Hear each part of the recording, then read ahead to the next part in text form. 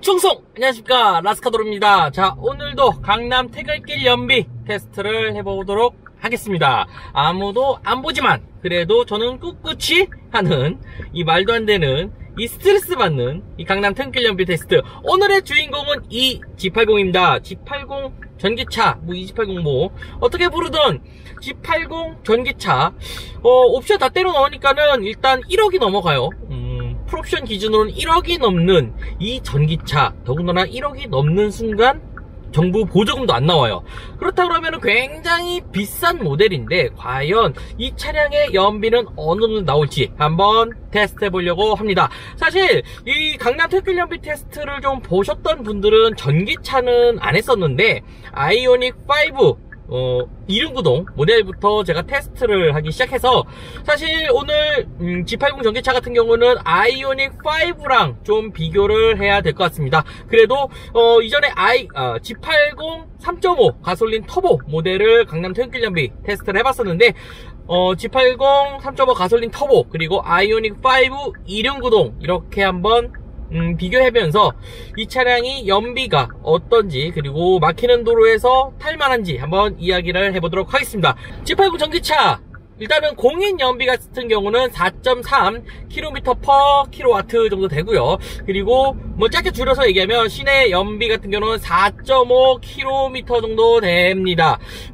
아이오닉 같은 경우 2륜구동 모델 기준으로는 4.5 kW의 공인 연비 그리고 시내 연비는 5 kW의 시내 연비를 보여줬기 때문에 사실 아이오닉 5가 보여줬던 연비보다는 조금 떨어질 것 같습니다. 하지만 실질적으로 정말 막히는 도로에서 어떤 모습을 보여주는지 그리고 이 차량의 장점 그리고 이 차량의 어떤 옵션을 선택하시면 조금 더 유리하신지 이런 부분을 좀 이야기를 해보려고 하니까요. 끝까지 봐주시면 감사드리겠습니다. 그럼 바로 출발하도록 하겠습니다.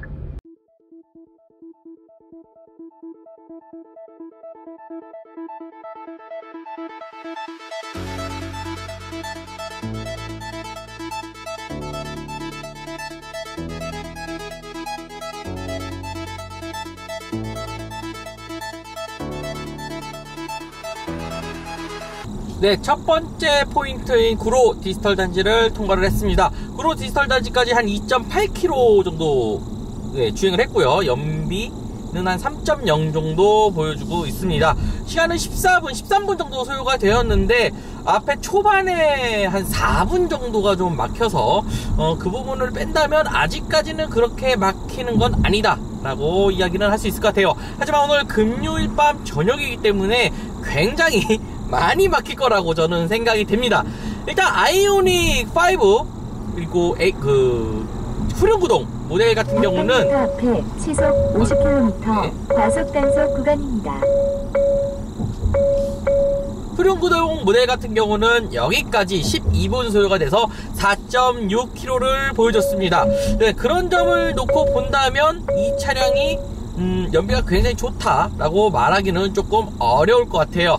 일단은 전체적으로 이 차량을 좀 살펴보면은 1회 충전을 했을 때 G80 전기차 여기를 시속 50km로 만들어 놓으면은 저는 이 부분은 여기는 진짜 좀 바꿔줬으면 좋겠는데 어쨌든 네 G80 전기차 모델 같은 경우는 복합으로 하면은 1회 충전 시 427km를 탈 수가 있습니다. 아이오닉 5 후륜구동 모델 같은 경우는 429km까지 탈 수 있기 때문에 사실상 4륜구동 G80 전기차가 훨씬 더 배터리 용량 때문에 그런지 몰라도 1회 주행 거리는 조금 더 먼 것을 볼 수가 있습니다.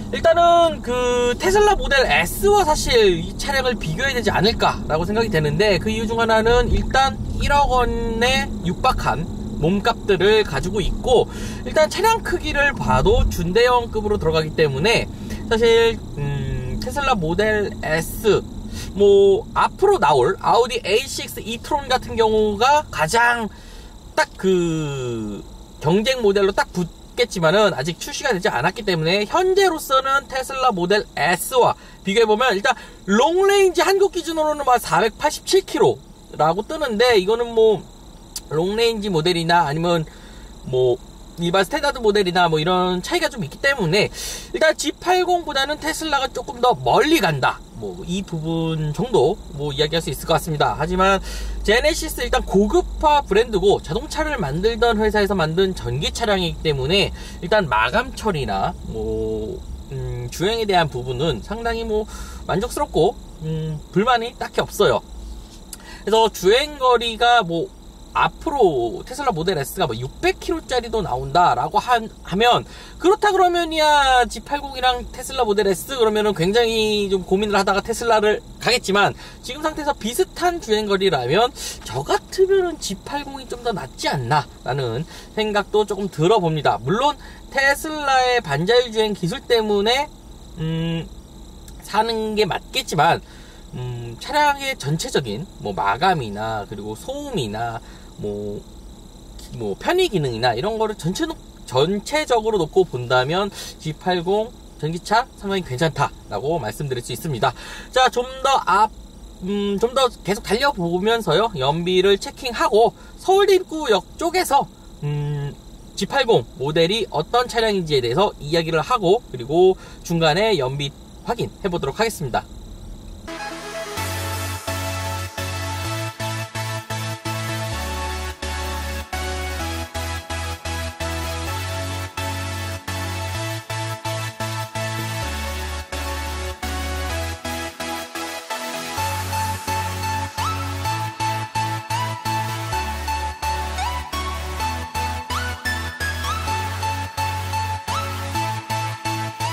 네, 서울대 입구를 도착을 했습니다. 아까 그로디스터에서 제가 연비를 G80 3.5 터보랑 아이오닉 5랑 연비를 좀 바꿔서 얘기한 것 같아요. 일단은 서울대 입구까지 한 8km 정도 주행을 했고요. 그리고 연비를 4km 정도를 보여주고 있습니다. 시간 한 34분 정도 소요가 됐네요. 아이오닉 5 같은 경우는 여기까지 한 29분 정도 소요가 되었고요. 그리고 연비는 5.7을 보여줬는데, 아이오닉보다 G80이 확실히 무게가 무거워서 그런지 연비가 올라가는 게 확실히 좀 더딘 그런 느낌을 가지고 있습니다. G80 그 3.5 가솔린 터보 모델 같은 경우는 30분 소요돼서 6.2km라는 연비를 보여줬는데요.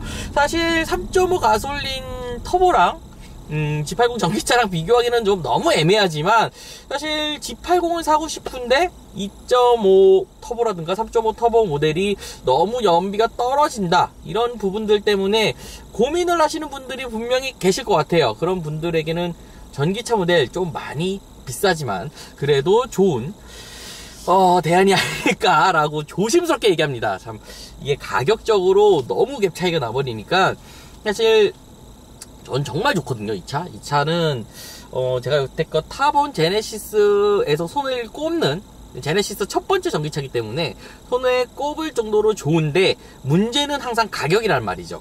자, 일단 이 제네시스 G80 G80 스포츠라 그래. 제네시스 G80 그 전기차 모델 같은 경우는 일단 외관상 디자인에서는 그릴, 그리고 뒤에 리어 범퍼 머플러가 없고요. 그리고 태양광 솔라 루프 패널이 적용됐다는 점, 이 점을 빼고 놓고 본다면 외관상에서는 사실 그렇게 전기차를 티내려고 하는 차량은 아니에요. 휠 같은 경우는 좀 바뀌어요. 전기차 전용 휠로서 옵션을 추가해도 선택할 수가 없습니다.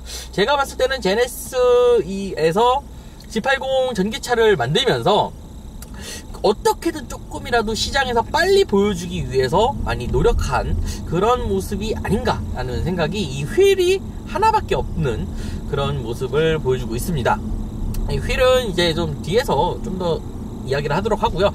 일단 전장 길이가 제네시스 G80 일반 내연기관 모델에 비해서 10mm가 더 큽니다. 그래서 4995mm에서 5005mm로 크기가 커졌습니다. 하지만 전폭과 휠베이스는 차량 자체를 막 뜯어서 뭘 한 게 아니기 때문에 동일하고요. 그리고 재밌는 거는 전고가 조금 상승했어요. 전고가 10mm 정도 상승을 했는데 이 부분은 아마도 서스펜션 세팅이나 아니면 배터리 때문에 아마 이 전고를 조금 10mm 정도 상승하지 않았나 라고 생각이 들긴 하는데, 사실 10mm라고 하면은 뭐 1cm 밖에 차이가 안 나서 그렇게 큰 영향을 줄 것 같지도 않기 때문에 이 부분은 저도 전문가가 아니기 때문에 조금 궁금하기도 합니다. 일단 배터리 용량은 80. 앞에 시속 50km 신호 네. 과속 단속 구간입니다. 끈 것 같은데요, 오늘은. 네, 배터리 용량 같은 경우는 87.2kW를 보여주고 있습니다. 그래서 생각보다 배터리 용량은 큰 편이고요. 최고 출력은 272마력이라고, 270 300m 앞에 시속 50km 신호 과속 단속 구간입니다. 272kW 그리고 70토크를 가지고 있는 차량입니다. 그래서 테슬라 모델 S보다는 출력적인 부분은 확실히 떨어져요. 그래서 이렇게 보면 또 테슬라가 굉장히 또 좋아 보이는, 네, 이런 마법 같은 그래서 차량의 이 기준에 따라서 테슬라가 더 좋을 수도 아니면 G80이 더 좋을 수도 있을 것 같다. 무조건 제네시스 G80 전기차가 다 좋다라고는 말씀드리진 않습니다. 일단은 여기에 AWD 사륜구동 시스템이 기본으로 들어가 있습니다. 그리고 회생제동 시스템, 그리고 프리뷰 전자 제어가 들어가는데, 일단 이 카메라로 노면을 읽고 전자 제어 서스펜션을 해주는 프리뷰 전자 제어가 들어가고요. 그리고 기본적으로 4P 모노블럭 브레이크가 들어가 있습니다. 전기차가 순간적인 토크가 굉장히 좋기 때문에 그만큼 잘 서야 되는 그런 부분도 있어서 브레이크도 신경을 많이 썼습니다. 그리고 배터리 히팅 시스템으로 뭐 겨울철에도 이 주행 가는 거리의 편차를 최소화시켜 놓은 게 특징이 아닐까 생각됩니다. 일단 G80 사당역까지 왔는데 굉장히 편해요. 굉장히 편하고, 이 차의 가장 큰 특징이라고 하면은 테슬라 모델 S를 딱 탔을 때는 뭔가 와, 이게 전기차구나, 앞으로 미래의 차가 이런 거구나.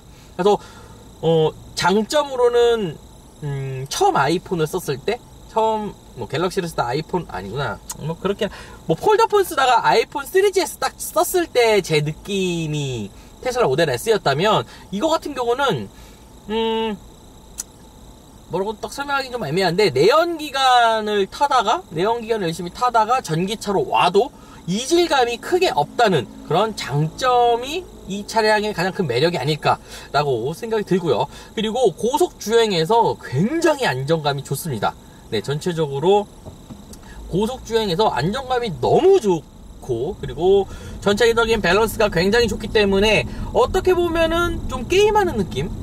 네, 게임, 뭐 그란투리스모라든가 뭐 이런 게임을 좀 드라이빙 게임을 좀 해보신 분들이라면 정말 속도감은 시각적으로 느껴지지만 몸으로 느껴지지 않는, 그리고 어떻게 보면은 좀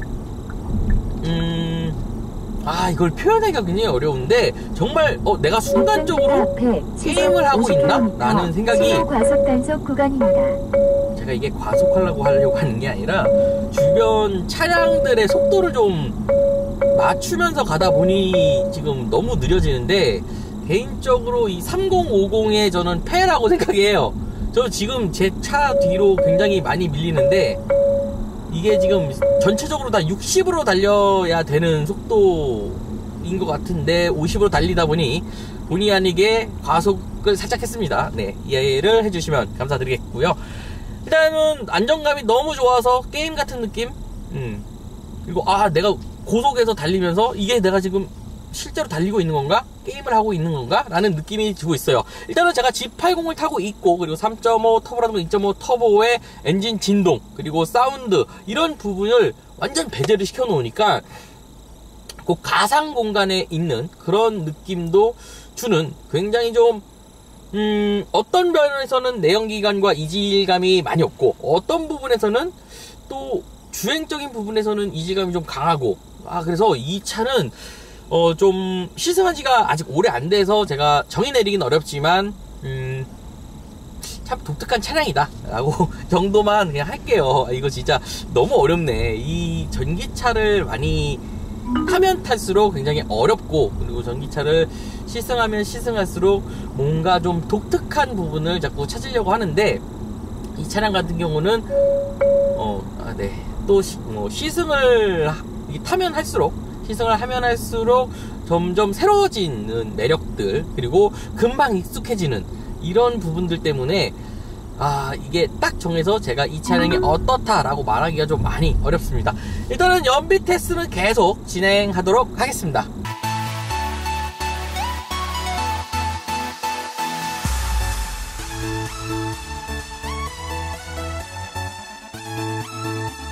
네, 방배역에 도착을 했습니다. 총 주행거리 13.5km 주행을 했고요. 51분 소요가 돼서 4.4km의 연비를 보여주고 있습니다. 자, 아이오닉5 후륜구동 모델 같은 경우는 여기까지 42분 정도 소요가 돼서 약 한 9분 정도 차이를 보여주고 있습니다. 그리고 6.3km의 연비를 보여줬어요. 확실히 이 전기차 전용 플랫폼을 가지고 있는 아이오닉5와 그리고 원래 럭셔리로 만들어 놓은 조금 더 무거운 이 제네시스 G80 전기차와 비교하면 확실히 아이오닉5가 연비가 좋은 것 같아요. 그래서 활용성은 아이오닉이 좀 더 좋긴 하네요. 그래서 배터리 용량만 무조건 키운다고 키워서 주행거리만 무조건 늘린다고 또 좋은 게 아니구나 라는 거를 이 차량을 또 타면서 또 느끼는 또 재미있는 그런 재미있는 테스트를 하고 있습니다. 자, 제네시스 G80 3.5 가솔린 터보 모델 같은 경우는 여기까지 41분 소요가 돼서 7.2km의 연비를 보여줬었습니다. 사실 7.2km면 그렇게 나쁜 연비는 아니거든요. 네. 그리고 여기까지 지금 한 50분 정도 걸렸다고 치면은 제 예상에는 한 7km 정도의 연비를 보여주지 않았을까라고 생각을 해봤는데, 일단은 전기차 전체적으로 만족합니다. 일단은 이 제네시스 G80 전기차 모델 같은 경우는 이 시장에서 딱히 그렇게 경쟁 모델이 없어요. 굳이 앞에서 말씀드렸던 테슬라 모델 S나 아니면 앞으로 출시될 아우디 A6 이트론 모델 정도가 아니라면 이 준대형급 정도에서 이 차량과 경쟁할 수 있는 차량이 뭐가 있을까라고 생각이 들 정도로 딱히 이게 떠오르는 모델들이 없습니다. 물론 벤츠에서는 EQS를 앞세워서 초럭셔리 전기차 시장에 뛰어들었는데, 사실 얘랑 걔랑은 좀 급이 좀 안 맞기 때문에 제네시스 G90 전기차가 나온다 그러면 EQS랑 조금 비벼보는 척은 할 수 있겠지만, 사실 이 녀석이랑 EQS랑 비빌 타입은 아니다 라고 말씀드릴 수 있을 것 같습니다. 일단은 1회 충전을 했을 경우에 주행 가는 거리가 427km 정도가 되고요. 모델 S 롱레인지 같은 경우는 한 487km로 제가 보여주고 있어요. 그래서 약 한 60km 정도 차이가 있는데, 실질적으로 이렇게 똑같이 강남 퇴근길 연비 테스트를 테슬라 모델 S로도 한번 해봤으면 하는 그런 생각이 좀 들기도 합니다. 자, 출력 같은 경우는 앞에서 말씀드렸고요. 그리고 모델 S와 좀 비교해보면 출력은 G80 전기차 같은 경우는 272kW의 출력을 보여주고 있고, 테슬라 모델 S 롱레인지 기준으로 350km 정도를 보여주고 있습니다. 하지만 토크 같은 경우는 G80이 70토크로 테슬라 모델 S의 66토크보다 조금 더 좋은 모습을 보여주고 있어요. 자, 차량 크기를 또 이야기를 안 할 수가 없겠는데, 차량 크기 제네시스 G80보다 테슬라 모델 S 모델이 26mm 정도 짧아요. 그래서 G80이 조금 더 길다. 하지만 전폭 길이는 테슬라 모델 S가 39mm 정도 더 길다. 그래서 G80이 더 짧다. 그러니까 G80 같은 경우는 폭이 짧고 길이가 긴 차량이라고 보시면 돼요. 테슬라 모델 S 대비요.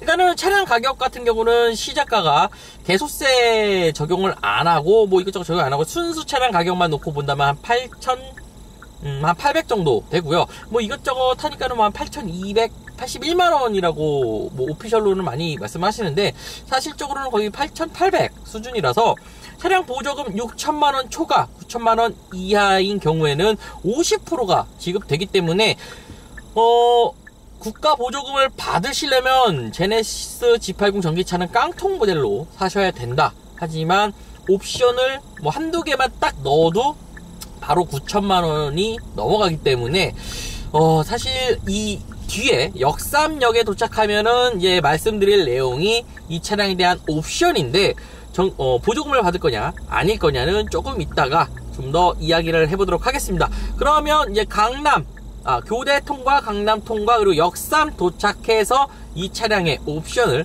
어떤 걸 선택하면 좋은지에 대해서 이야기를 좀 해보도록 하겠습니다.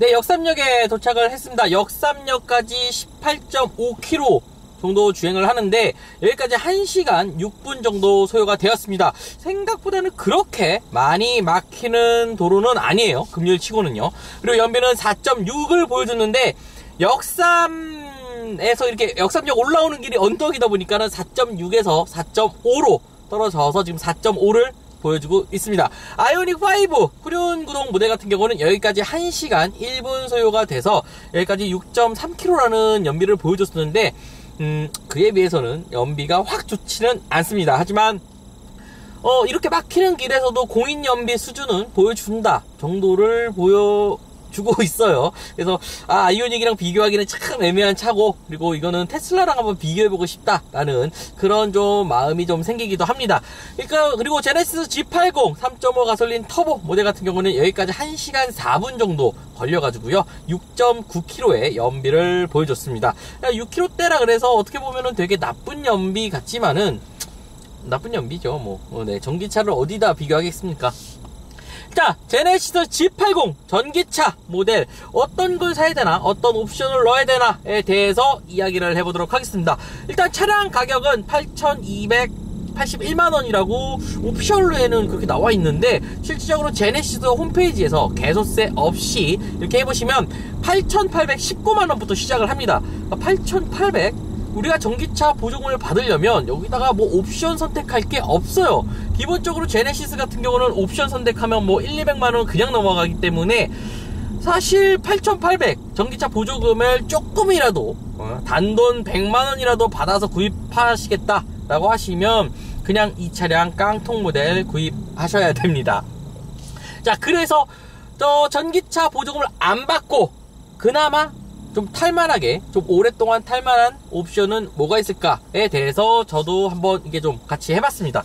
자, 일단 파워트레인이나 이제 AWD냐 아니면 후륜구동 모델이냐 이런 거를 선택할 수는 없어요. 그렇기 때문에 그냥 기본적으로 차량 가격이 굉장히 높아진 그런 느낌을 좀 가지고 있습니다.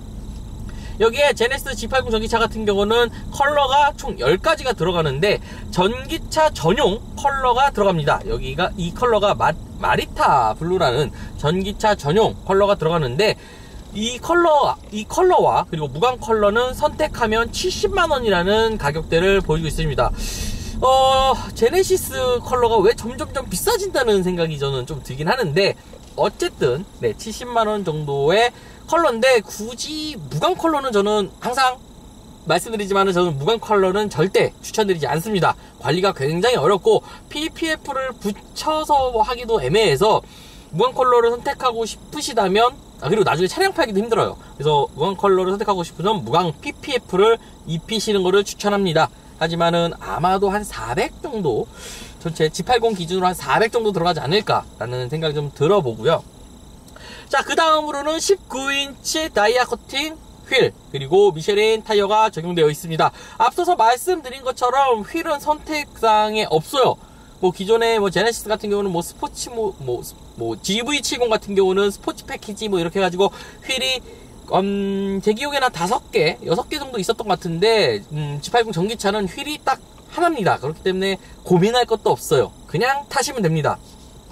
자, 여기에 이제 내장재, 시그니처 내장재 컬러가 총 4가지인데 기본 컬러만 하더라도 나쁘진 않아요. 하지만 이 재질적인 부분을 고려하고, 그리고 컬러 매치를 저는 실질적으로 이 제네시스 쇼룸에 가셔서 직접 만져보시고 직접 보시고 결정하시는 거를 좀 추천합니다. 어쨌든 시그니처 내장재 컬러, 내장재를 가장 좋게 했을 때 270만원이 추가가 되는데, 저 같은 경우는 저는 추천하지 않습니다. 네, 이거는 추천이 그러고 뭐고를 떠나서 자기가 마음에 들면 하는 거고, 저는 굳이 뭐 내장재에 막 그렇게 신경 쓰는, 제 차를 구입할 땐 내장재를 그렇게 신경 쓰는 타입은 아니기 때문에 이거를 빼도록 하고요. 자, 그 다음에 이제 파퓰러로 이제 550만원짜리 패키지가 들어가는데, 여기에 뭐 헤드업 디스플레이나 이제 하이테크, 그리고 드라이빙 어시스턴트 1, 2가 들어가서 550인데, 남들이 이건 좋겠지라고 하는 게 바로 파퓰러기 때문에, 좀 모르겠다, 그냥 좀 하자, 뭐 옵션 그냥 적당히 넣자, 그러면 그냥 파퓰러 클릭해 주시는 게 조금 더 이익이다 라고 말씀드릴 수 있을 것 같아요. 하지만 이제 파퓰러가 아닌 이제 하나하나 뜯어서 한번 넣어보도록 하겠습니다. 일단 헤드업 디스플레이는 130만원인데, 저는 헤드업 디스플레이를 그렇게 많이 안 보는 타입이라서 그런지, 헤드업 디스플레이는 저는 뭐 추천이고 아니고를 떠나서 저는 그냥 이거는 좀 빼는 쪽으로, 네. 왜냐면 가성비가 가장 좋은 최저가의 이제 비용으로 G80을 이제 한번 탈만한 차를 한번 뽑으려고 하기 때문에 헤드업 디스플레이는 빼고요. 그리고 솔라루프가 140만원인데, 외관상에서 뭐 그릴, 뒷범퍼는 솔직히 말해서 차를 잘 모르는 분들은 티가 안 나고, 그릴에서만 좀 이 차가 전기차야 라고 이렇게 좀 표시를 하고 있는데, 이 솔라루프는 약간 이 신미성에 좀 가까워요. 이 솔라루프로 태양열을 받아가지고 시동을 주행거리를 더 늘리고, 약간 이런 기능이 조금 애매하고, 저 140만원치의 솔라루프 패널을 뽑으려고 그러면은 상당히 어렵기 때문에, 저는 솔라루프 패널도 저는 추천드리진 않습니다. 그래서 헤드업 디스플레이 빼고 솔라루프 패널 빼는 걸로 말씀드리겠습니다. 그 다음에 이제 컨비니언스인데, 이제 운전석 에르고 모션 시트, 그러니까 운전석에 이제 안마 기능이 들어가는 거하고, 고스트 도어 클로징인데, 문을 살짝 닫았을 때 자기가 알아서 이게 문을 닫아주는 그런 기능인데, 고스트 도어 클로징은 아이들이 있는 분들이라면 저는 추천하지 않습니다. 이 고스트 도어 클로징에 잘못해서 애기들 손가락이라도 끼면 크게 다칠 수가 있기 때문에, 아이들이 있으시다면 컨비니언스를 빼주시고요. 그리고 마사지 기능이 굉장히 시원할 거라고 생각하시는데 그냥 그래요. 그래서 그렇게 시원한 게 아니기 때문에 저는 120만원 과감하게 아끼고 안마의자를 집에다 두는 걸 조금 더 추천드립니다. 자, 그 다음으로 이제 하이테크인데, 하이테크는 저는 항상 제네시스 이 옵션에 관련된 내용을 할 때 항상 이건 넣으세요 라고 하는 게 있습니다. 바로 하이테크 패키지인데 12.3인치 계기판이에요. 지금 이 화면에 나오고 있는 이 계기판, 앞에 사고가 났네요. 자, 12.3인치 계기판이 120만원, 여기에 지능형 헤드램프까지 적용돼서 120만원의 가격대를 가지고 있는데, 과연 이 가격대가 합당할지, 잠시만요. 이 앞에 사고가 나서 이게 다른 리뷰들 같은 경우는 이렇게 저렇게 나 이거 어떻게 가야 되나? 사야 되겠네요. 이런 변수상이 크게 없는데, 이 강남 퇴근길 연비 테스트 어떻게 하다 보면은 이렇게 변수상이 좀 커집니다. 네, 그래서 앞에 사고가 있어서 잠시 끊어졌네요. 자, 일단 하이테크 패키지는 12.3인치 계기판 그리고 지능형 헤드램프가 적용돼서 160만원인데 나중에 차량을 판매하실 때도 도움이 되실 거고요. 그리고 전 제네시스 이 아날로그 계기판이 상당히 저는 불만인 사람이기 때문에 저는 이 하이테크 패키지 꼭 넣으셨으면 좋겠다 라고 말씀드릴 수 있을 것 같습니다. 자, 그 다음에 이제 드라이빙 어시스턴트 1 180만원짜리 옵션인데, 이 옵션 같은 경우는 이제 서라운드 뷰, 이제 주차를 할 때 이제 양방향 카메라로 서라운드 뷰, 그리고 후측방 모니터, 이렇게 깜빡이를 켜면 이렇게 보여주는 후측방 모니터, 그리고 원격 주차 보조인데, 원격 주차 보조는 여기 키에 이렇게 원격 주차 이게 보조할 수 있는 기능, 그리고 후방 충돌 방지인데, 운전을 정말 잘하신다 라고 하시면 크게 문제는 없지만, 좀 초보고 운전에 대해서 좀 나는 조금 자신이 없다 라고 하시는 분들은 이 드라이빙 어시스턴트 1 180만원짜리 옵션 넣으시면은 충분한 가치는 한다 라고 말씀드릴 수 있을 것 같아요. 그 다음에 이제 드라이빙 어시스턴트 2인데, 이것 또한 제네시스를 타시면은 저는 무조건 넣으세요라고 하는 옵션이 바로 드라이빙 어시스턴트 2입니다. 앞에 하이테크 패키지를 안 넣어도 드라이빙 어시스턴트 패키지는 꼭 넣으세요 라고 말씀을 드리는데요. 그 이유 중 하나는 이 드라이빙 어시스턴트 이 150만원짜리 이 패키지에 이제 전방 충돌 방지 보조, 그리고 스마트 크루즈 컨트롤, 그리고 HDA2, 그리고 앞좌석 프리액티브 시트벨트인데, 이제 주행하다가 급 정거했을 때 이 벨트를 당겨주는 역할, 그 다음에 고속도로 하이웨이 드라이빙 어시스트 HDA2 고속도로에서 좀 반자율 주행 기능이 들어가기 때문에 사실 150만원이면 이거 한 5년 정도 타신다 그러시면 충분히 뽑을 수 있는 옵션이고, 그리고 정말 만족스러운 옵션입니다. 그리고 전방 충돌 방지 보조 같은 경우는 내가 멍 때리고 있다가 앞차가 급정거해서 차 스스로 브레이크를 밟아주었을 때 한 번이라도 그 기능을 발휘한다면 이 옵션 기능을 충분히 뺄 수 있을 정도의 값어치가 있기 때문에 드라이빙 어시스턴트 2는 꼭 넣으셨으면 좋겠다라고 말씀드리고 있습니다. 그리고 이제 2열 컴포트 패키지인데, 2열 컴포트 패키지는 뒷좌석 수동식 도어 커튼, 수동으로, 그리고 뒷면 이제 전동 커튼이 적용되어 있고요. 3존 공조, 이제 공조기 하고, 뒷좌석 암레스트에 이제 좀 기능이 좀 들어가 있는 암레스트, 그리고 여기 보시면 이게 좀 안 보이실 텐데, 여기에 보면 화장거울, 2열에 화장거울 양옆으로 들어가서 이게 110만원짜리 패키지입니다. 그래서 2열에 누구를 가족을 좀 태운다, 아니면은 여자친구의 친구들과 같이 여행을 간다 이러시면 110만원짜리 옵션을 딱 넣으시면 좋으실 것 같아요. 그리고 여기에 추가 2열 컴포트 패키지에다가 뒷좌석 듀얼 모니터, 지금 듀얼 모니터가 장착되어 있는 차량인데, 이 부분은 제 유튜브 채널에서 POV 올라갈 때 한번 보시면 아마 어떤 느낌이지, 실제 내가 타고 있었을 때 이런 느낌이구나 라는 거를 좀 보여드리려고 합니다. 그래서 2열 컴포트 패키지 110만원, 그리고 여기다가 뒷좌석 듀얼 모니터 따로가 안 돼요. 합쳐서 360만원인데, 그렇게 따지면 뒷좌석 듀얼 모니터가 대략적으로 한 250, 270만원 정도 수준의 뒷좌석 듀얼 모니터를 보여주고 있습니다. 자, 그 다음에 이제 빌트인 캠인데, 빌트인 캠 같은 경우는 제가 보통 현대자동차나 기아자동차 리뷰를 할 때 빌트인 캠은 가급적이면 넣지 마세요, 그냥 애프터마켓에서 하세요 라고 말씀을 드립니다. 하지만 아이오닉 5부터 제가 말씀드린 것 중 하나가, 전기차에서 빌트인 캠은 무조건 하세요. 네, 무조건 하세요. 그 이유가 블랙박스 같은 경우는 외부 전선을 따야 돼서 전자장비에, 이게 순정 전자장비에 영향을 조금이라도 좀 끼칠 수가 있습니다. 그래서 아우디 블랙박스 하시다가 아우디 이슈를 태워버린 사례를 제가 한번 본 적이 있거든요.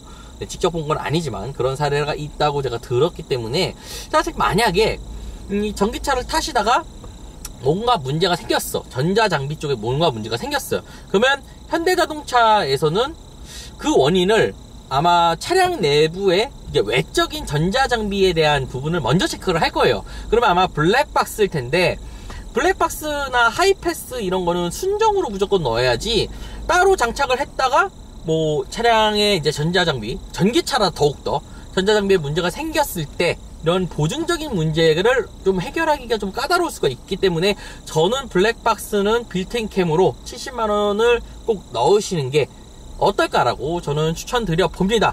그리고 그 다음으로 이제 차량 보호 필름, PPF 필름인데, 이게 한 9천만원까지 온 거, 이 정도 하면은 한 9천, 제가 지금 필수 옵션만 제가 넣으면 9,400, 여기서 나는 애들이 있으니까 2열을 넣어야지 하면 아마 9,500 정도 되실 거예요. 근데 차량 보호 필름 45만원을 안 해? 그냥 하세요. 그냥 이거 넣으세요. 넣으시면은 45만원치 운 좋으시면 뽑으시고, 운 나쁘면 못 뽑겠지만 그냥 순정으로 45만원이면 나쁘지 않은 가격이기 때문에 넣으시면 좋습니다. 자, 이렇게 해가지고 하이테크 패키지, 그리고 드라이빙 어시스턴트 패키지 2, 그리고 2열 컴포트 패키지, 2열 컴포트 패키지? 2열 컴포트 패키지는 좀 빼고 빌트인 캠, 차량 보호 필름 이렇게 하면 제가 뽑은 견적은 9,420만원 정도가 됩니다. 그래서 일단은 9,400, 400이 넘어가기 때문에 국가보조금 50%도 받지 못하는 이런 금액대를 가지고 있습니다. 그래서 좀 이 차량이 좀 비싸다. 국가 보조금이 조금 더 변화됐으면 정말 좀 땡기는 차다 라고 할 정도로 이 차량은 전체적으로 옵션적인 부분도 괜찮아요. 특히나 이 휠 옵션을 단일화 시켰다는 거, 그리고 구동이나 이런 것도 다 단일화 시켰다는 점에서 만족스럽고요. 아마 만족스럽다기보다는 다른 제네시스를 구입하시는 다른 이 옵션 차량들이랑 비교하면 상당히 좀 간소화되어 있다 정도고요. 또 다른 한편으로 또 AWD가 아니라 후륜 구동 전기차로 했었으면 대략적으로 한 400 정도는 빠지지 않았을까? 이 차가 400 정도 빠지면 그 400에 한 300 정도를 옵션에 딱 맞췄으면 9천만원 이하의 제네시스 G80 전기차 모델이 아닐까라는 생각이 좀 들기도 합니다. 자, 이제 지금 강남 테헤란로에서 지금 1시간 21분째 지금 운전을, 여기까지 오는데 21분을 운전을 했고요. 그리고 4.4km의 연비를 보여주고 있습니다. 자, 퇴근길 연비는 계속 진행하도록 하고요. 앞에서 이제 삼성역 도착해서 한 번 더 체킹 하도록 하겠습니다.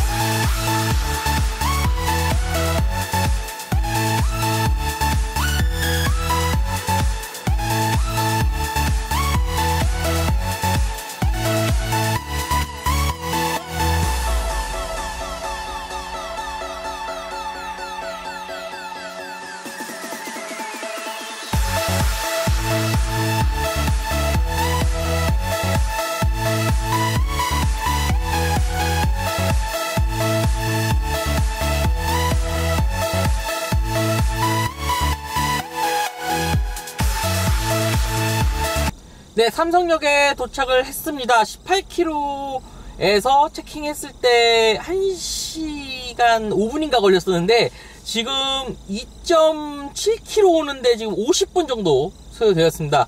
2.7km면은 걸어서도 한 30분이면 가는데 걷는 것보다 느린 속도로 와서 그런지 연비는 한 4.5였나요? 그래서 3.8로 확 많이 떨어졌습니다. 일단 이 구간이랑 이제부터는 아이오닉 5랑 좀 비교하기는 좀 어려울 것 같은데, 아이오닉 5 후륜구동 모델 같은 경우는 이 구간에서 1시간 18분 소요가 되었으며 연비는 6.4km를 보여줬었습니다. 그리고 G80 3.5 가솔린 터보 같은 경우는 6km대 연비를 보여줬습니다.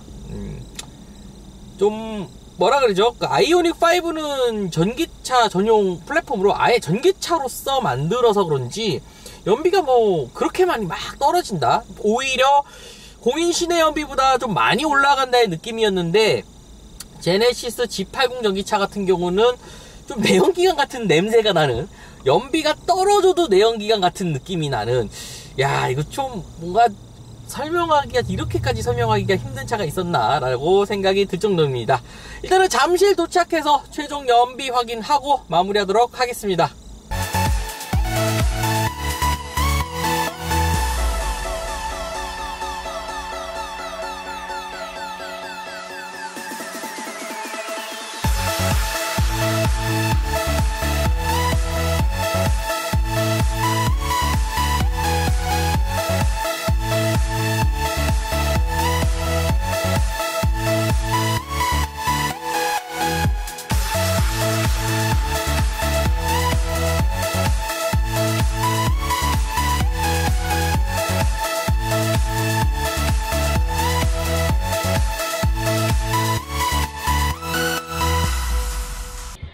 네, 최종 목적지인 잠실을 도착했습니다. 총 2시간 25분 걸려서 거의 손에 꼽는 가장 많이 막힌 시간이 걸렸습니다. 총 24.7km 보통 하는데 뭐 때문인지 모르겠는데 24.9km 주행을 했고요. 2시간 25분 정도 소요가 됐습니다. 그래서 약 3.7km의 연비를 정도 보여주고 있는데, 아이오닉 5 모델 같은 경우는 여기까지 오는데 1시간 40분 걸려서 6.6을 보여줬습니다. 그래서 시간도 거의 40분, 50분 정도 차이가 나고요. 연비적인 부분에서도 6.6이냐 3.7이냐 이 정도이긴 한데, 일단 제네시스 G80 경쟁 모델이 뭐 그닥 없고, 테슬라 모델 S는 시승차를 구하기가 힘들어가지고 단순 비교는 좀 어렵지만, 그래도 G80 전기차 같은 경우는 뭐 가장 많이 막히면 이 정도까지 나온다 정도만 알아두시면 좋으실 것 같습니다. 전체적으로 차량의 만족감이나 뭐 승차감, 특히나 승차감은 굉장히 만족했는데요. 그렇기 때문에 이 차량 고민하시는 분들은 한번 시승해 보시고 결정하시는 것도 나쁘지 않을 것 같습니다. 자, 저는 여기까지 하도록 하겠습니다. 충성 감사합니다. 라스카드였습니다.